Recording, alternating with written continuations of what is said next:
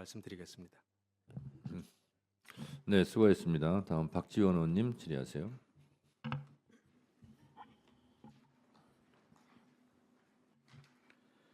이완구 법제처장님, 네, 제가 사퇴를 촉구하자 임명권자인 한덕수 대행의 의견을 존중하겠다 하셨죠?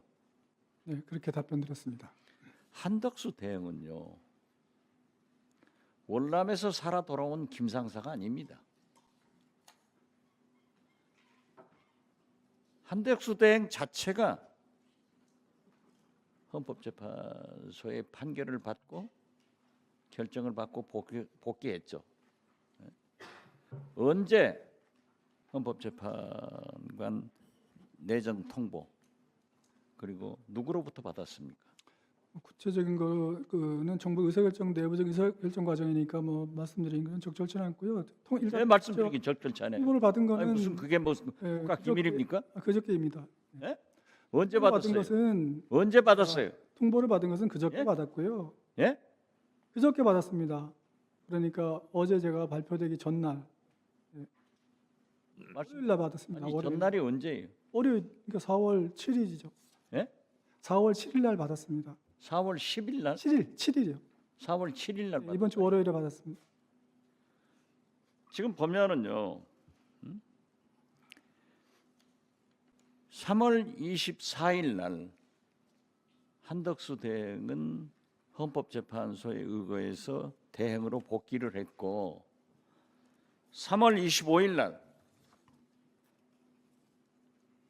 이완구 처장은 충청남도 천안시 동남구 봉명동에 근저당권 설정을 깔끔하게 정리를 했어요. 아 그거는요. 그게 위헌의 일치입니까? 아닙니다. 제가 그 말씀을 드리는 이것은 한덕수 대행이 복귀하자마자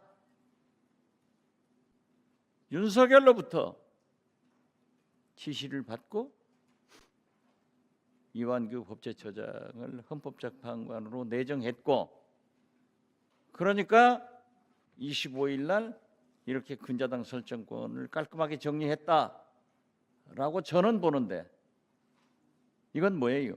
답변 드릴까요?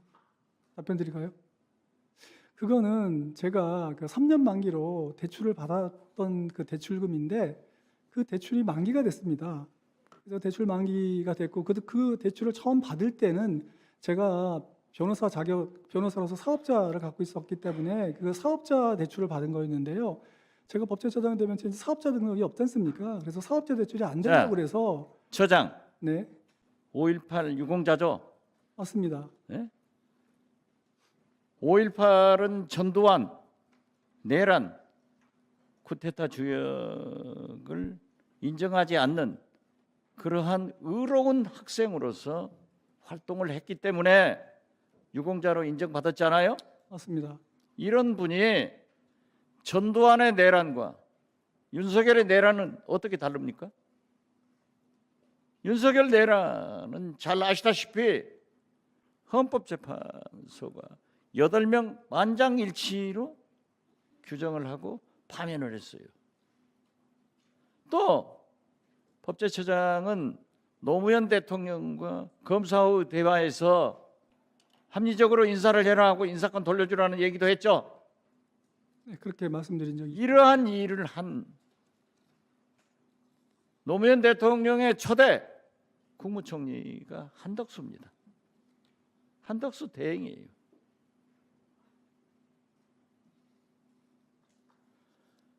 또 처장께서는 윤석열 전 대통령의 변호사도 했고 김건희 변호사도 했고 장모 최은순 여사 변호사도 했고 소위 집사 변호사 아니에요? 그 의원님 그리고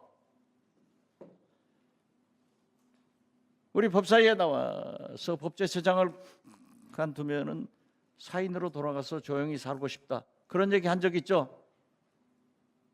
네, 그렇게 말씀. 그런데 이렇게 세계적 존경을 받고 국민적 신뢰를 받는 8명의 헌법재판관 중에는요 보수적인 사람도 있고 진보적인 사람도 있지만은 만장일치로 내란에 대한 수개를 파면했습니다. 만약 처장이 헌법재판관으로 가면은 저는 6년간 대한민국 헌법재판소의 재앙이 될 것이다. 이렇게 생각하기 때문에 다시 한번 말씀드리지만 자연으로 돌아가서 윤석열 내란 수개 변호사도 하고 김건희 도이치모터스 주가 조작 변호사도 하고 최원순 양평고속도로 변호사도 하면서 한편 내란 동조 세력으로 검찰 수사를 받아야 될 것 아니에요? 그 피의자가 내란 동조자가 어떻게 한덕수 대행의 헌법재판관 말씀을 하면은 사양을 했어야지. 그것을 받느냐 이게 문제예요. 그래서 다시 한번 말씀드리는데 저는 애국심을 가지고 처장이 일생 동안 있었던 법조계의 권위를 위해서도 스스로 사퇴를 해야 나라가 산다 이렇게 생각하는데 다시 한번 답변해 보세요. 의원님께서 그 주시는 말씀은 잘 참고하도록 하겠습니다. 그리고 아까 제가 윤 대통령 관련된 여러 가지 사건을 변호했다고 말씀하셨는데 저는 징계 사건만 변호했을 뿐이고요. 장모님이나 뭐 김건희 여사나 그쪽은 저희가 변호한 사건이 아니었고요. 그다음에 또 윤 대통령이 탄핵 심판에서 8대 0으로 이제 탄핵이 인용돼서 파면된 거에 대해서는 저는 이미 그건 결론이 나는 사건이고 거기에 대해서는 저는 이견이 없습니다. 윤 대통령이 이미 파면됐기 때문에 그건 파면된 대로 해서 이제 앞으로 법적 절차가 진행될 것이기 때문에 거기에 대해서 제가 무슨 다른 의견을 갖고 있지 않다는 말씀드립니다. 저는 법과 양심에 의해서 재판한다고 하는데 가장 가까운 친구 최측근 윤석열의 반란에 대한 책임을